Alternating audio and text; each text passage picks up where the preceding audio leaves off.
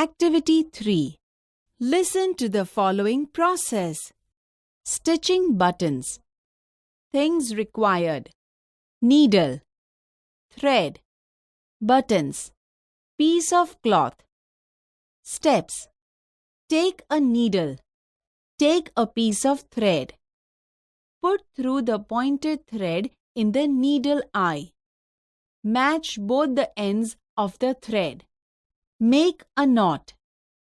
Put a button at the proper place of the cloth. Pierce the needle from beneath the cloth. Match the buttonhole and needle point. Pass the needle through the buttonhole. Stretch the needle to the full length. Pierce the needle beneath the buttonhole. Pierce it upward and downward for 3 to 4 times. In the end, bring the needle beneath the cloth.